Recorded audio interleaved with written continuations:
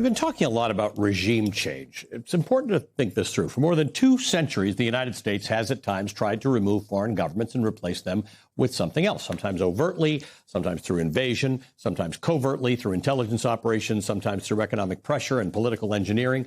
Let's look at how that's worked out. Let's begin with a distinction. There is tactical success and there is strategic success. Tactical success means the target government falls. Strategic success means something substantially harder. A stable political order emerges, violence declines, institutions function, and legitimacy takes root.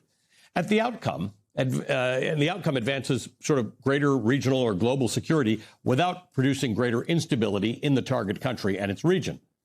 Tactical success and strategic success are not the same thing. In the late 19th and early 20th century, the United States repeatedly intervened in the Caribbean and Central America. American forces occupied Cuba, Haiti, the Dominican Republic, and Nicaragua at various points. Governments were reshaped or replaced. Customs houses were placed under American control. Leaders aligned with U.S. interests were installed. Tactically, those efforts often succeeded. Washington got compliant governments and protected commercial routes. Strategically, the record is mixed at best.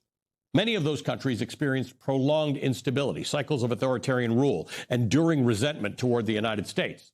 During the Cold War, regime change became more systematic, and it started in Iran.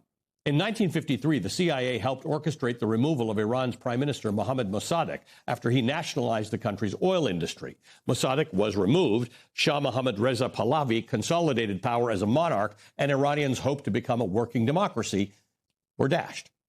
Tactically, it worked. Strategically, the long story arc tells a very different story. Decades of the Shah's autocratic rule fueled opposition that culminated in the 1979 Iranian Revolution. The regime that replaced him, the Islamic Republic of Iran, became one of the United States' most enduring adversaries. Before 1989, Iran was an ally.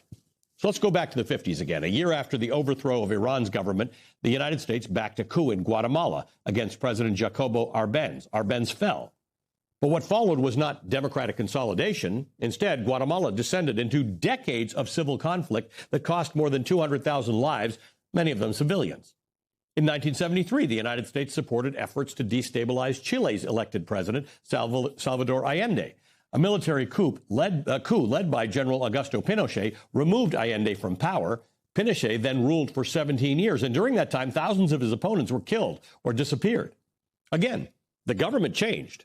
A tactical success, but stability and legitimacy proved far more complicated. There are some cases, however, that are cited as successes.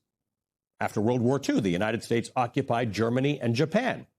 Their political systems were transformed entirely, and both became stable democracies and close American allies. But those 2 cases followed total war. They involved unconditional surrender, massive troop presence, long-term reconstruction, and broad domestic exhaustion with prior regimes. They were not quick, covert operations. They were comprehensive national rebuilds under extraordinary circumstances.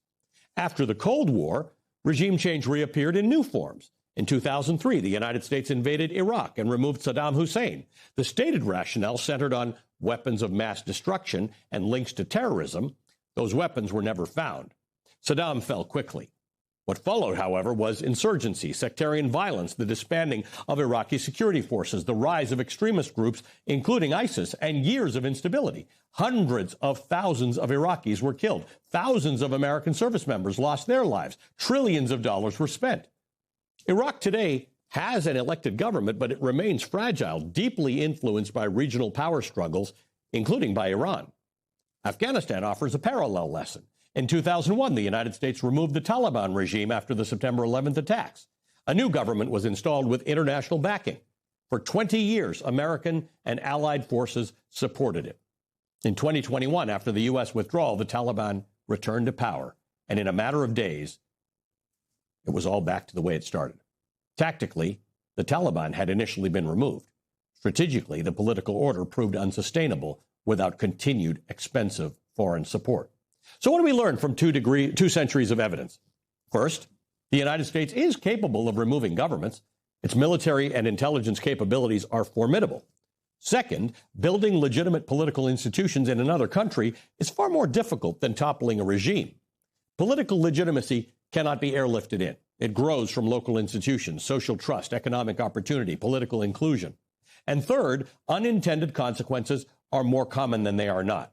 Regime change can weaken state institutions, create power vacuums, intensify factional competition. It fuels nationalism that's directed at the intervening power. And fourth, the costs are rarely limited to the moment of intervention.